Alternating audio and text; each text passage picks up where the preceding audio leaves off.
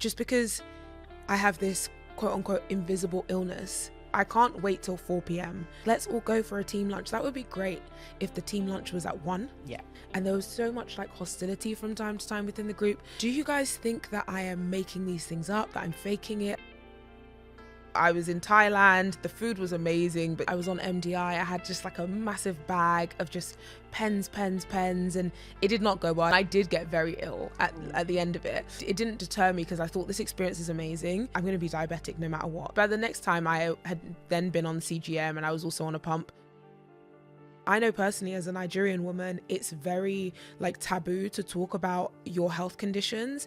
You end up seeing one specific sort of person all the time, like a diabetic, and she is a skinny, able-bodied white woman. And that's not the case. And people message me all the time and they're like, I've never seen a black woman talking about diabetes. It makes me feel so good. In this hostel, they didn't have a kitchen, but they had a restaurant downstairs. So I was like, hi, I'm diabetic, I have this insulin, can you please put it in your fridge? Not your freezer. If you put it in your freezer, then I die. And they were just like...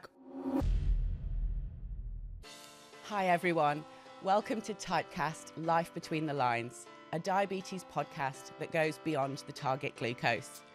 I'm your host, Natalie Balmain, winner of Channel 4's Make Me Prime Minister, Omnipod Ambassador, and General Do-Gooder of Diabetes.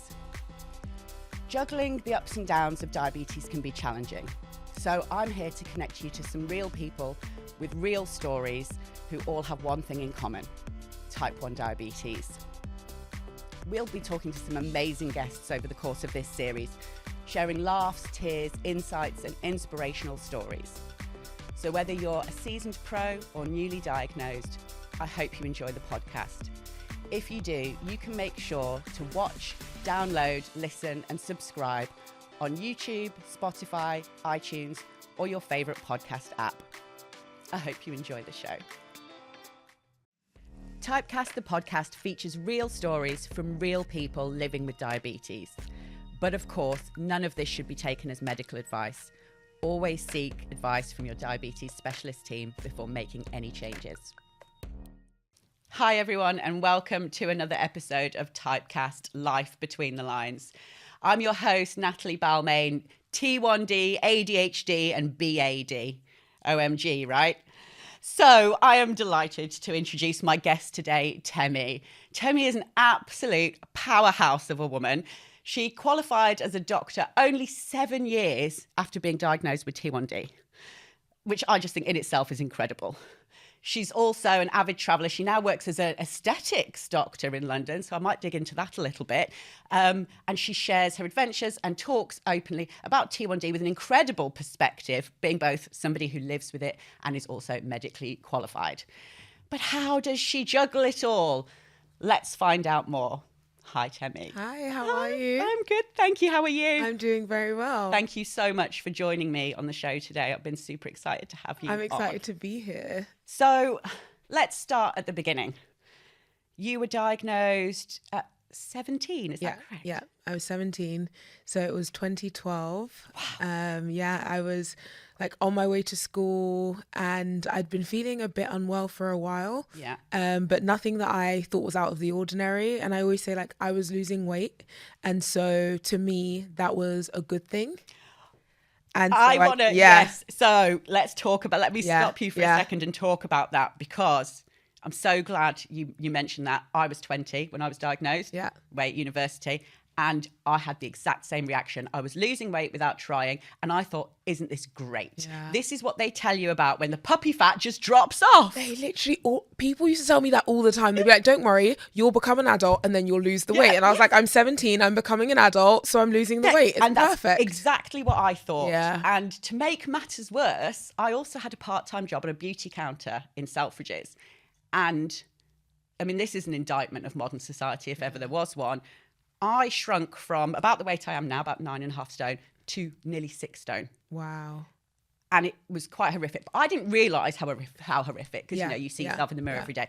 But I can tell you now, I have never had more compliments in my life or been told I was beautiful more often than during that period. Yeah. And I was dying. Yeah. And so why would you think there's anything wrong? Like you're getting positive you're getting like positive feedback from people, the last thing you're going to do is think, I should go to the doctors. Right. Like it does. How crazy in our society that's what we think is beautiful. Yeah. We don't celebrate healthy. Someone who's actually unhealthy. Somebody like, who's actually dying. And I have never been complimented on my looks more. Yeah. Isn't that crazy? It is. It really is. Yeah. And yeah, I hear it so many times. Like the weight loss, even though it's such an obvious symptom to us now, it's so positive. It feels so positive to us that the last thing we're going to do is ever go and get that checked out. Why would I get it checked out? If I was having like weight gain and I'm like, I'm doing everything I can to lose weight, then I'd be like, there must be something wrong with me. Right. Then I'd want to go and get it checked out. But yeah, it was that. My mum even told me like, you really should go to the doctors. And I was like, be happy for me. I'm losing the weight. Wow. Yeah. I'm not going to do that. Well, I Googled my symptoms. Did and it you? said type 1 diabetes. And I went, no You just way. pushed it. Oh, There's wow. no way. Yeah. And it wasn't until I went home for the Christmas holidays and my dad and my stepmom saw me. And obviously I looked anorexic. Yeah. And that's what they thought. They thought I'd gone away to university and become anorexic. Yeah. And they forced me to go to the GP. I was like, I don't need to see the GP. I'm fine. And it was because they forced me that I went. But they forced me thinking something completely different. None of us expected the diagnosis. So no one in your family? No. Anyone in your family? No one in my family has type 1 diabetes. My dad has type 2, but was diagnosed after me. So there was no like thought of the word diabetes in my mind ever until the day I was diagnosed. Yeah. In fact, it's really interesting because after my diagnosis, I remember going back to my dad's house and finding all of my GCSE textbooks. You know, the written ones that you write, the little green. Yeah. And I opened my biology one and by chance it opened on the page where we'd studied diabetes. And I remember looking at it and going, this didn't mean anything to me at the time that I wrote all of this down. Yeah. And actually now this is like a Bible. It was so abstract then. They were just words. Like I remember also I was like, I mean, I know that diabetes and I've heard of insulin, but what do they have to do with me? Like it's so weird that this thing that just exists out there and you've heard in passing is now so ingrained in your life. It's your everyday life. You'll never not say the words diabetes or insulin every day for the rest of your life. Like it's just... It's crazy.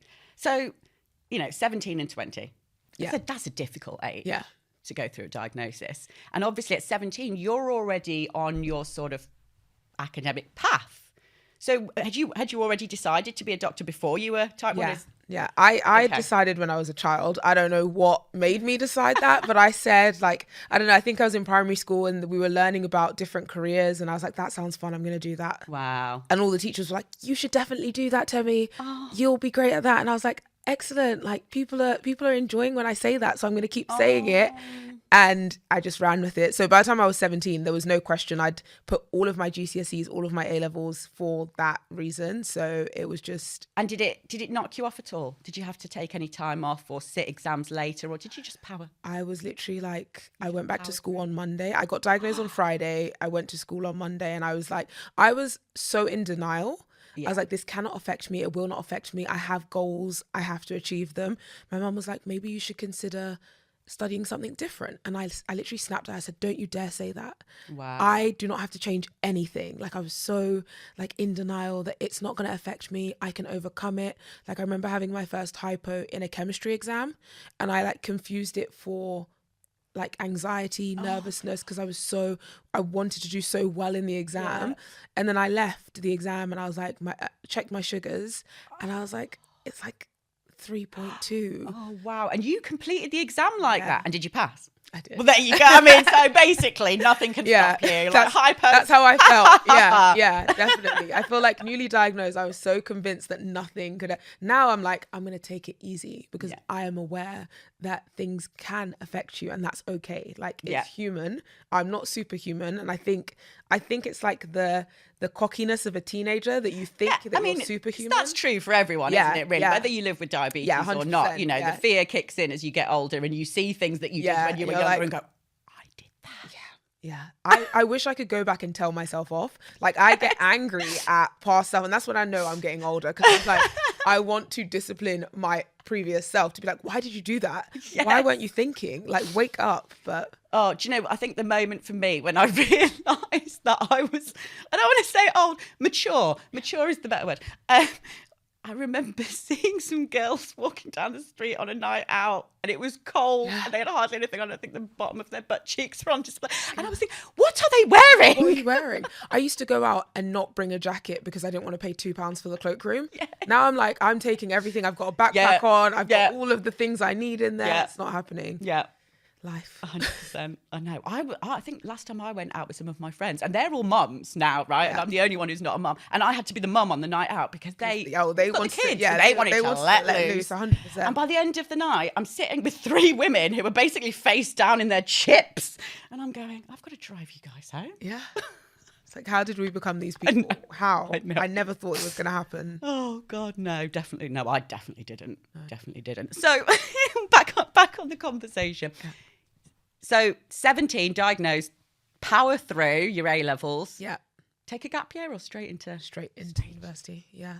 I wasn't lying when I said you were a powerhouse. I really wasn't. So that brings me on to another sort of question, because you and I have both worked in healthcare in hospitals. Yeah. Neither of us do it anymore, but we've paid our dues. Yes. In fact, we both worked during COVID, didn't we? So were you doing F1 and F2? Yes. So I was halfway through my F1 when COVID hit. So just for a second to explain to people who don't know what F1 and F2, you're the medical. So when you graduate as a doctor, you then spend 2 years in England in the NHS where you do your foundation training. So you do foundation year 1 and then foundation year 2. And then you're a fully qualified independent doctor who can, basically it just means you can prescribe and then specialize. So I did those 2 years, did a few more years, and then said this was fun. Yeah, this was fun. Yeah, I'm done. Yeah, which I don't blame you. I mean, a lot of people in the healthcare industry, it took a lot out of us, COVID, and a lot of people wanted to move on to other things. I did as well. So I totally get that. But I understand, having also worked in healthcare, the challenges of being on the hospital floor in your F1 and F2 years, because you are the doer. Yeah. You know, the consultants are there going, do this. And the F1 and F2 are running around, administering, instructing nurses, checking on people, looking at obs. How did you manage all that? Were you, what system were you on at that point? Were you using a pump or a CGM or anything? So I was on a pump. I was on my first pump at the time. And I was using a CGM, but it was still the first version where I had to check my phone. Yeah. And I would so often forget to check my phone. And I had to scan it. So I had to check it, scan it, then see the results. So, I mean, still so much more preferred than a finger prick, but it still takes a lot of effort and you still have to remember. And the issue is that you look down, you look up, and 4 hours has gone by and you've been on your feet all day, and then, you're having a hypo. It just happens. It happened all the time. Yeah. So those were 2 challenging years then. Yes. They were so challenging. I think even if I wasn't diabetic, they would have been challenging. Yeah, I think 100%. They are. But with the diabetes, having to be someone who needed to shield but still working with COVID patients, I was working on a care of the elderly ward the moment COVID hit. Wow. It was so difficult. And it taught me how to advocate for myself, because weirdly enough, even though we are constantly looking after patients, it's almost as if you are not the person in that bed, you can't possibly be a patient.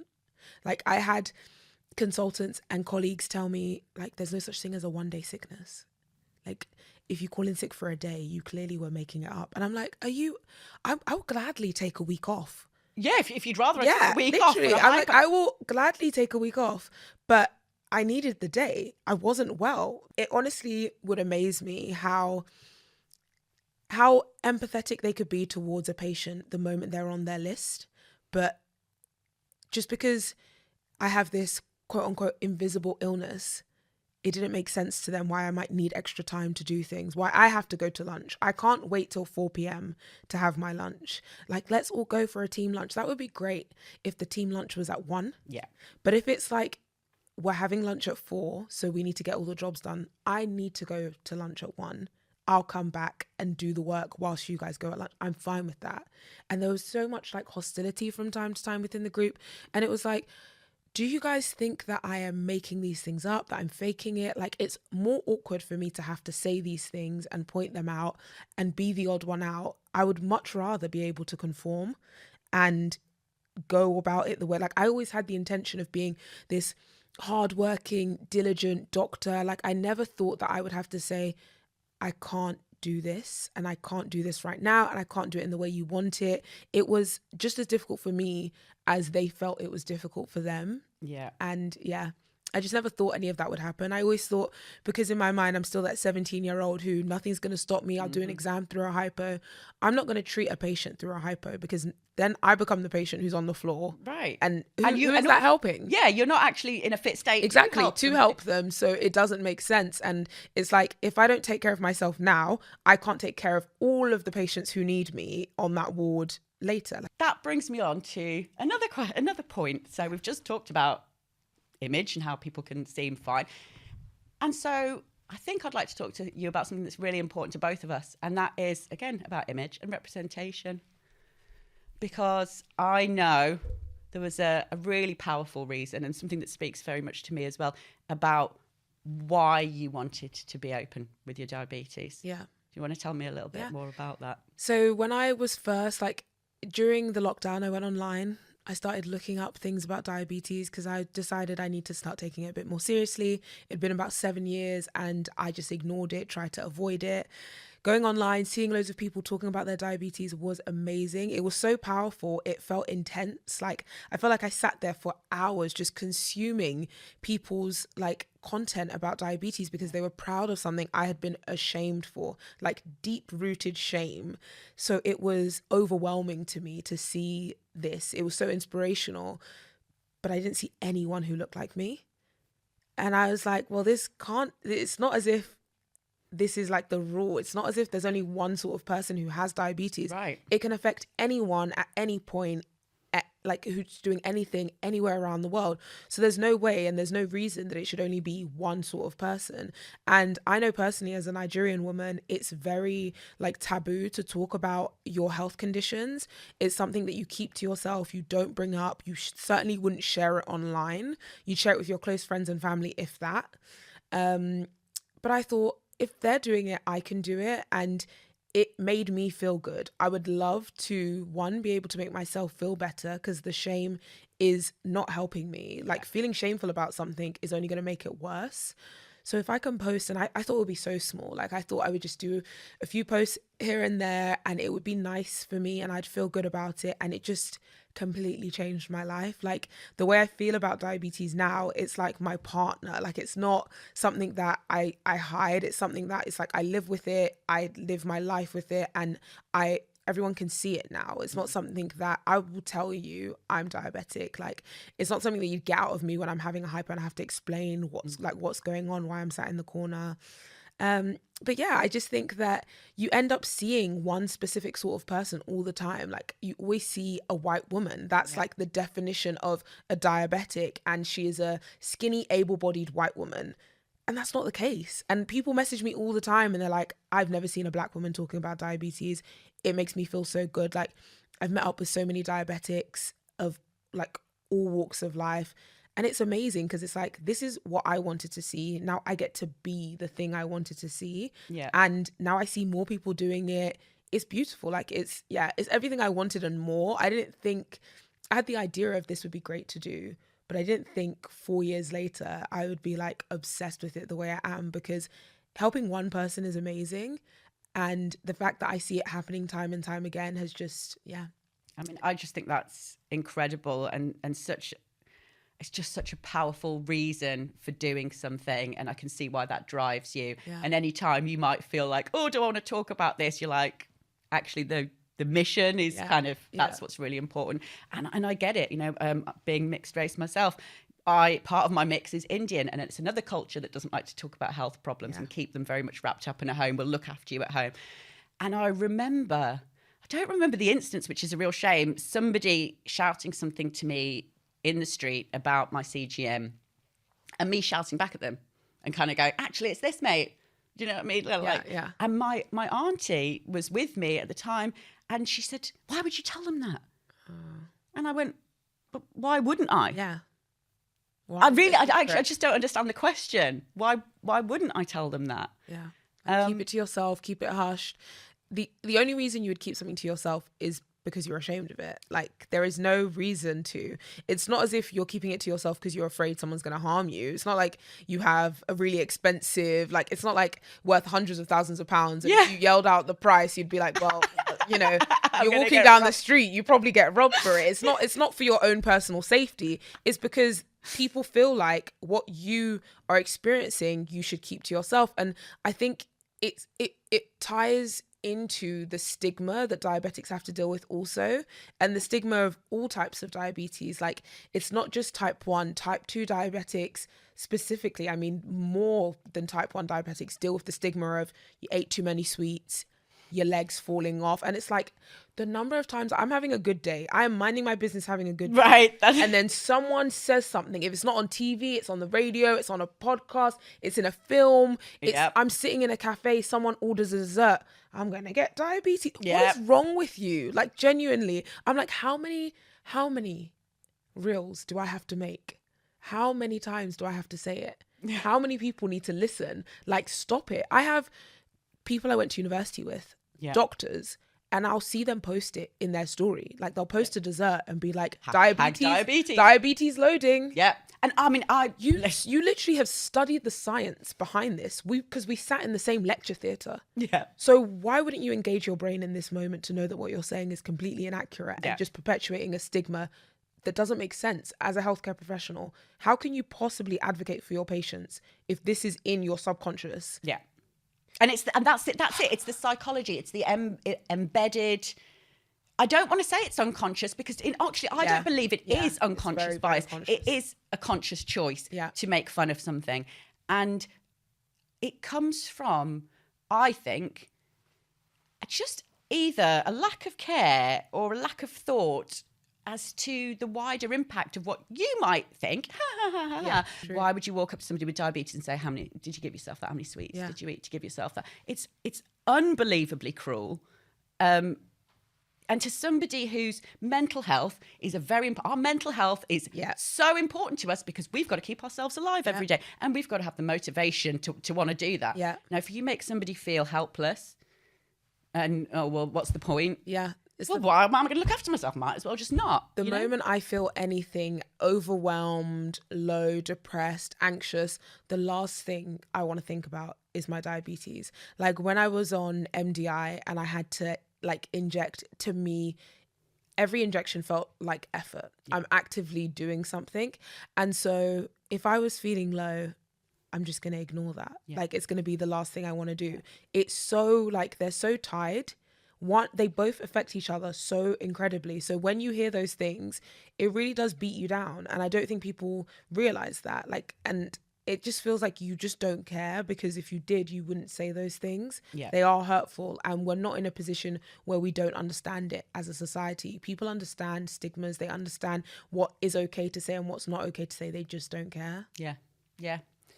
And you mentioned something there that brings me on to the next thing I'd like to talk to you about. You said it's effort, and it is. I don't think people realise how much effort it is, and why having energy and motivation to look after yourself is so important. Now, we've both said we've struggled at times with having the energy and the motivation to just keep ourselves alive. So when you need energy and motivation to do more than that, to take it a next step, for example, travelling, sometimes that is hard. And I did a post recently on socials where I said, in my first 10 years after diagnosis and before I got CGM, I travelled 4 times in 10 years. And mainly because it felt like effort. It felt like effort. You know, making sure you've packed enough, that you've got stuff that can't go through the x-ray scanners in one bag, and stuff that you can't go in the hold in another bag. Making sure that you've got the letter from the doctors in case they question you when you go through airport security. Dealing with time zone changes, foreign food and guesstimating carbs, or just the worry about getting very unwell when you're far from home. You are a very experienced traveller, and you travel a lot. And I think that is something that is, you know, I've done it more in the last 10 years, nearly. But I know that a lot of people still struggle with it, and so they just don't do it. So tell us a little bit about what you do that kind of psychs you up because it is effort. Yeah. No matter what. How do you psych yourself up for that and get yourself organised? And how do you sort of alleviate any fears or have a contingency plan for travel? Like, what do you do? Yeah, I think definitely like the first time I went traveling, like without my family and I was just with my friends, I was on MDI. I had just like a massive bag of just pens, and it did not go well. I don't think I had a sugar level or I didn't catch it anyway, under 12 the whole time for 3 weeks. I was in Thailand. The food was amazing, but clearly it was just not like it did not go my way. And I did get very ill at the end of it. But I felt like it didn't deter me because I thought this experience is amazing. Being out here is incredible. And I'm going to be diabetic no matter what. So the next time, but by the next time I had then been on CGM and I was also on a pump. So like infinitely better just by having a change in how my diabetes was being treated.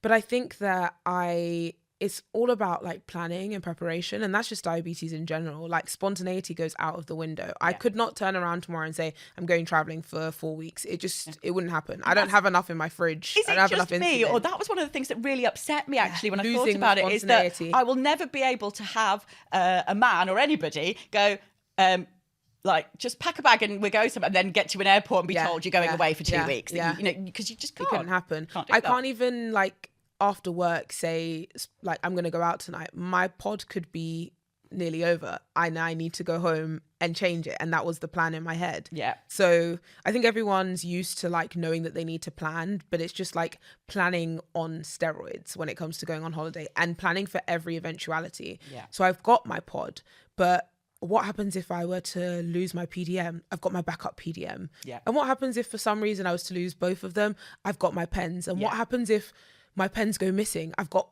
another set of pens in a different suitcase just to make sure. Like it's just a lot of have everything, then have it again, then have it one more time. It's like having so many different backups. And I think the more you go, the more you get it down to like you get it really good. Like at this point, I have my little folder of all my information, explaining everything. I always make sure that my nurse sends me an updated letter like every other year, or anytime I change like technology. I still think I've got my original letter. Do you? Nearly 20. No, every single time I get something changed, I'm like, update the email. In fact, I email her so that there's no like taking your time. I've emailed you, send it back via email. I can print it out or I can just show it on my phone. So like we're good. And yeah, it does take a lot of effort, even when you're on holiday. There's so many things you have to think about. Is there a fridge? Like there was one time when I was in Panama and all of the hostels we'd stayed at, I was, realistically, I was actually being quite silly because I'd put all my insulin into the fridge of the like communal kitchens. And then I'd go and check on it like 3 times a day. So like in the morning I'd check it and I wrote insulin and insulina all over it. And I was like, please no one take it. But I had no choice. But I did have a choice. I was just, that's what I chose to do. Because the time before that I tried to use one of those like cooler bags and it went moldy and it made me feel sick. And I was like, I'm not doing that again. So I'd put them in the fridge. But in this hostel, they didn't have a kitchen, but they had a restaurant downstairs. So I was like, hi, I'm diabetic. I have this insulin. Can you please put it in your fridge, not your freezer? If you put it in your freezer, then I die. And they were just like, okay, calm down. I was like, this is very serious. You need to understand this is very serious. And then every day before we went out, I'd go to the kitchen and be like, hi, it's me again. Can you get the bag of insulin for me? They'd bring it out and I'd be like, excellent. Now go put it back. I just want to check every day. And they literally look at me like, what is wrong with you? And I was like, I am paranoid to the max because this holiday is not over. We've got another 3 weeks and this is my life in this bag. Yeah. And that's what it feels like. You feel like your life is out of your hands and is somewhere else. And that's what insulin is to us. It's literally our lifeline.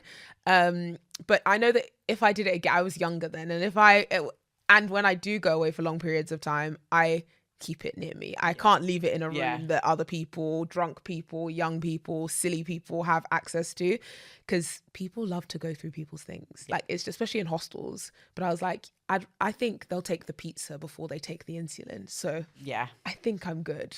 But yeah. No, I messed it up once. I was only going to Amsterdam for like a long weekend, so it wasn't that bad. But taking my liquids through, vials of insulin, and I put them in 2 separate bags. Now, a lot of times they do let you through with 2 separate bags because it's medical in one and the rest of your liquids in another. Yeah. But for some reason, whatever airport, they were like, no, you've got to put it all in one bag. And Really? they took it away and did it for me and then just gave me the bag back. And I was rushing for a late plane and I didn't look at what was in the bag. And they hadn't put my insulin back in. None of it. None.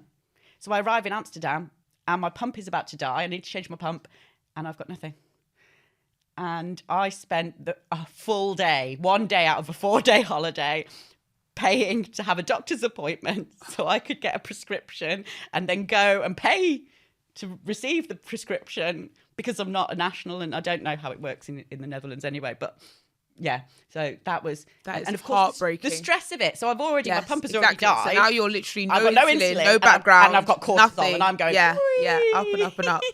I literally went to Malta a month ago, and they had scanned my sensor and my pump, and it went off.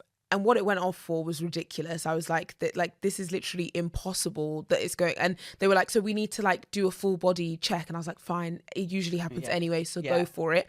But I'm traveling by myself, so I need to get my stuff. And then the like supervisor came over and he was like, this is an airport. We have the best security in the world. I was like, CCTV and security are excellent after the fact. Yeah, it doesn't. If it's gone, it's gone. And someone's got a plane. Literally, it's if it's gone, it's gone. And he's like, don't worry about it. And I was like, you telling me not to worry about it doesn't help me not worry about it. Like you're really annoying me. Yeah. And I need someone to get my bag. It has insulin in it. What are you not getting? The reason I'm standing here in front of you is because I'm diabetic. If I wasn't diabetic, the alarm wouldn't have gone off. I would be with my bag and we wouldn't be talking. And he just kept trying to like basically just dismiss me. And I was like, no. Again, my life is over there. It needs to be with me. They scanned me again, nothing. I was like, oh, shock. And he's like, I'm just like, literally go away. You really, leave me alone. really, really pissed me off because people do not understand that this is life or death. And I'm just like, I need it. And usually I'm fine. I'm traveling with at least a friend, but I was meeting them there. So it was so uncomfortable being the only traveling by yourself. I can sometimes travel back. So I'm not that stressed if I'm traveling back by myself, because if I were to lose my insulin, I'll have more in the fridge. Yeah. Exactly.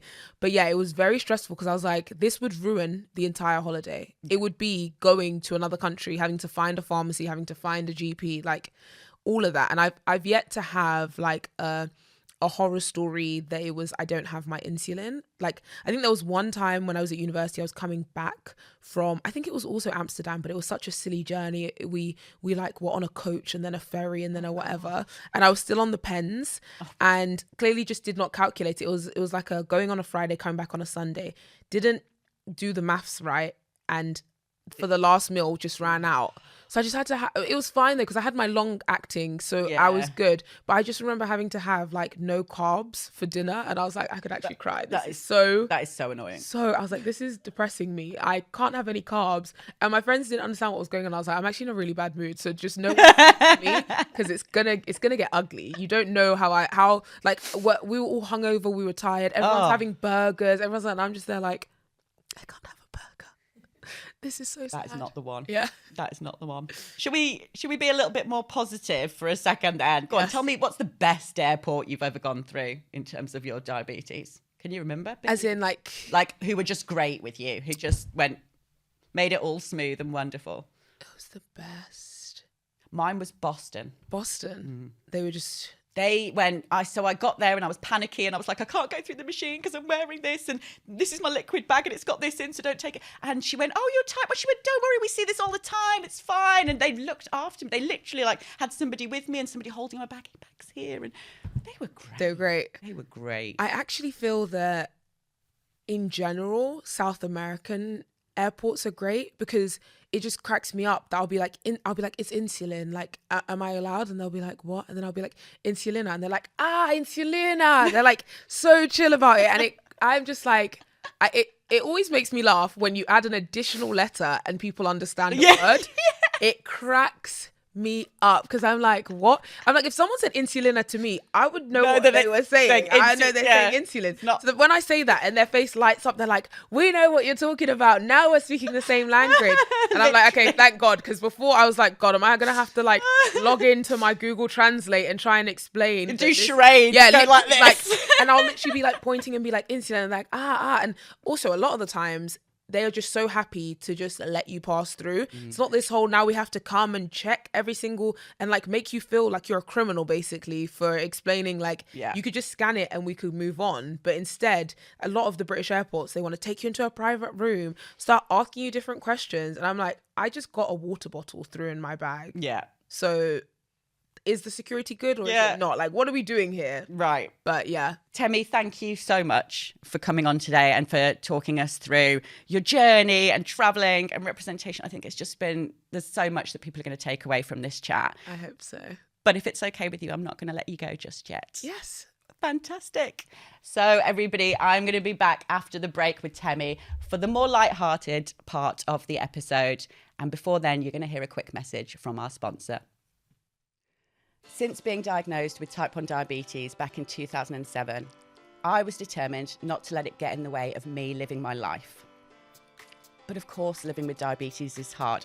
You're doing the job of a pancreas. Now, I'd seen insulin pumps before, but I'd never really thought of myself as a pump person. Then in 2018, I discovered there was a tubeless pump called Omnipod, and I jumped at the chance to give it a try. Using Omnipod gives me all the benefits of an insulin pump, but the freedom of living without tubes. I can use the bolus calculator to help me work out my doses. I can bolus discreetly at a restaurant without having to go to a bathroom to do an injection. I can wear what I want without worrying about sticking tubes and an end of a pump up my dress somewhere. And all of this with the added benefit of one cannula insertion every 3 days instead of multiple injections a day. Now, I know that changing therapy can be daunting, but in my experience, when I moved to Omnipod, my only thought was, why didn't I do this sooner? So if you're thinking about giving Omnipod a go, you can order a pod experience kit from omnipod.com/typecast and give it a try today. The link is also in the bio. Now, back to the show. Hi, everyone, and welcome back to part 2 of TypeCast with Temi. Hi, Temi. Hi. Thanks for staying with me. No worries. So in the second half of the show, we like to talk about the little bit more light-hearted side because it can be funny sometimes. Yeah. You have to laugh, don't you? Definitely. Or you'd cry. Yeah. And seeing as we've been talking about travelling, do you have any funny travel stories with Type 1? Yeah, so I was in Nigeria last year over Christmas and I still had the Freestyle Libre, and the number of people who tried to just grab it, like just they would just like come pick up, it off? they would just come behind me and be like, you've got something on your arm, and I'd be like, oh my God, what are you doing? Personal space is so important. Like, I was on a jet ski with the instructor and he just started knocking it and he was like, you've got something on your arm, and I was like, why would you think I don't know that? But at the same time, like, I need you right now, so I'm gonna like take it easy. Yeah. But I was in a pharmacy, and the person behind me in the queue literally just like tried to No. put it. I was at a wedding and the woman outside was like, you've got something. She tried to like wipe it off my arm for me, and I was like, what is going on? And then I made a TikTok about it. I was like, what is going on? Why does everyone keep touching me? Why does everyone keep trying to pull it off me? It's so bizarre. And the number of replies I got were like, well, that's what we do. If you don't like it, go home. And I was like, I'm Nigerian too. Why If you don't like it, go Literally, home. I was like, what are you talking about? I'm asking for personal space and you're telling me to get over it. Like, we don't owe you that. And I'm like, I was like, this is why I don't like this app. I was like, I'm logging off of this app because how am I the villain? How am I the villain? I just wanted to rant and be able to move past it. Yeah, I'm laughing at the go home comment because so, you're Nigerian and you're British. Yeah. And I bet in Britain you've heard go home. Oh, yes. And in Nigeria you've heard go home. Yes. And I'm like, what is going on? I didn't say anything. All I said was it would be great if for the rest of this holiday no one touched me. I have no problem with someone being like, hey, what's on your arm? I'm allowed to tell people what's on my arm. Don't touch me. Don't touch me. You can't touch me and then ask me what's on my arm. At this point, it's messed me up by that point. I'm uncomfortable. And it used to scare me as well. I used to get so scared because you just think someone's doing something to you. I'm like, am I getting pickpocketed? Oh no, you're just grabbing me. I mean, I've had somebody poke it, but I've never had anybody try and like... Literally, they would just... And I was just like, if that fell off, I'd be so angry as well. Like, so angry, especially when you've packed a certain number. Right. And then you're on day 2. Oink, no, you're not anymore. And I'm like, what? What? Come on. And you're like, am I crazy? This isn't normal. I'd look at my sister and she's like, nah, that's not normal. I'm like, okay, because like, I don't want to be dramatic, but what? That is... Honestly, that is right up there with one of my favourite stories. I don't think I've ever had anyone try and pick it off. But I have had, you know, the funny questions. Yeah. And of course, like anything, it's context, isn't it? It's how somebody asks a question. And like you, a lot of the time, if you ask nicely and politely, I'm really happy to tell you. Yeah. But I do think my favourite experience of people asking me, I was walking down a canal side, walking the dog in Manchester, and it gets to this bridge, and hanging out underneath the bridge are a group of about 5 or 6 13 to 16-year-old lads with balaclavas and on their bikes and looking like they might ride past and rob your phone. Yeah. And I walked past them, and one of them just shouted at me, "Is that a smoking patch?" And I turned around and I went, "No, it's my glucose monitor. I'm type 1. And anyway, I would never expected the reaction then. Suddenly, all these boys, like, they're pulling the masks off and smiling at me, going, and one of them goes, "Isn't that amazing?" He said, "That tech that he said, I know wow. you used to have to deal with the injections and the stabbing your finger, didn't you?" He said, "I think it's brilliant. You've got stuff like that." Wow. And I'm going, yeah. Well, that's not how I expected this to develop. I didn't think it was going to go that way either. That's beautiful though. It was. That's one of my absolute favourites because, you know, we can say it all the time, can't we? Talk about how you shouldn't judge people, and we get judged for various reasons. And I realised then that I had an expectation of how they were going to respond to me. And it was such a beautiful moment for me. I felt this real bond with them that I was like, thanks, guys. Yeah. Thanks. Yeah. No, it was definitely. When someone like responds, even if they have no idea, but it's a positive response, or if they say, "Oh, you know, my friend's a type 1 diabetic and they're waiting to get onto one," or like, "How has it been for you? Has it changed your life?" It's like so nice to actually be seen in the moment. And that's why I'm so comfortable with people asking me, because you never even know. Like, you don't know, you could have another person who's diabetic but has never been on one, and so when you talk to them about it, they're like, "I really should get on one." Like, I had a patient the other day and I saw that she was type 1 diabetic, and we started talking about about my pod, and she was like, I'm still on injections, and I was like, "Go on the pod, it's amazing." And she was like, I've been thinking about it, but I'm just not sure. And I was like, "Listen, I'll tell you, I wasn't sure before I went on." And best decision, like, just do it. 100%. Like, and it's things like that. Like, it's not even just speaking to non-diabetics, even speaking to other diabetics about it. We all learn so much from each other, from just our experience of different technology, different tricks, tips, and that's like the beauty of it. 100%. It's great. So having this thing that can literally, once upon a time, having tech to me was showing people I was diabetic, and that was the last thing I wanted to do. And now I get to show people I'm diabetic, and then we can talk about it. Like, let's talk about it. Let's spot other diabetics on the street. Yeah. I love it. I'm like, "There you are." Be like, I'll run up to them and be like, "Me too, me too." Have you seen the Toy Story meme? You know, the little aliens? Yes. Like, And one of us. Yes. That is my absolute favourite, because that's what I hear in my head. It brings me so much joy. Yeah. Just be walking down the street, I see a sensor, I get excited. Yeah. I'm walking down the street, I'll be like, "Wait, is that girl? Yeah, she's got a pump on. Look at that." And then you have this really awkward conversation, don't you? Because they go, "Yeah, I'm type 1. And you're like, "Amazing."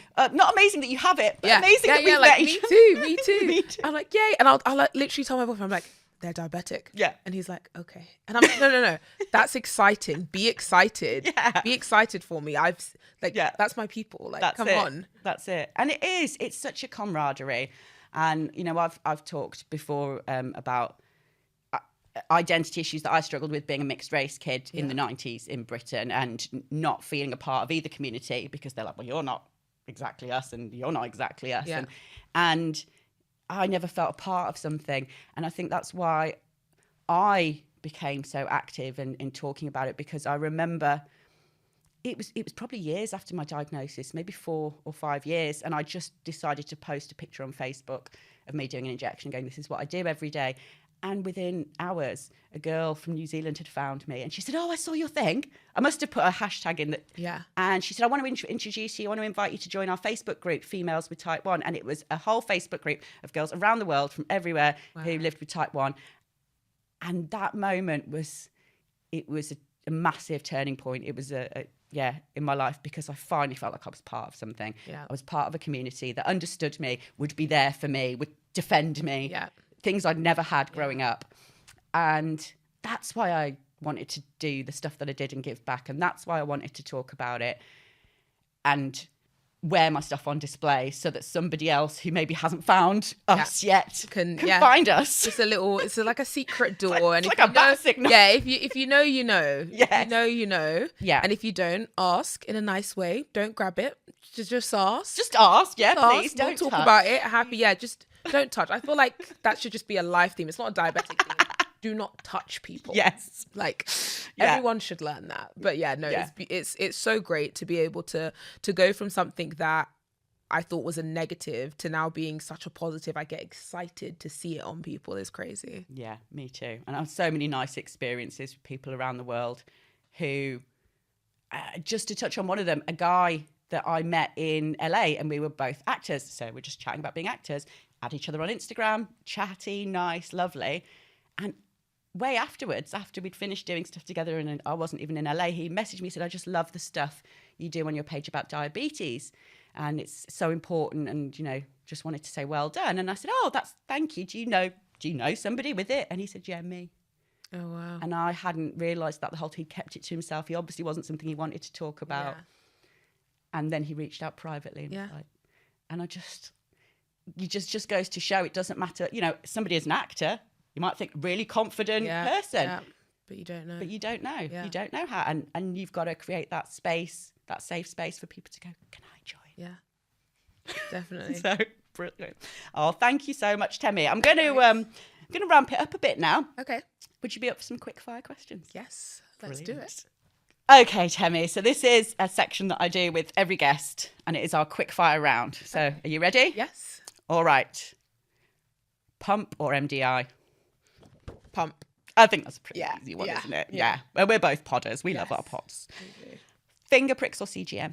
CGM all day, every day. Another easy one.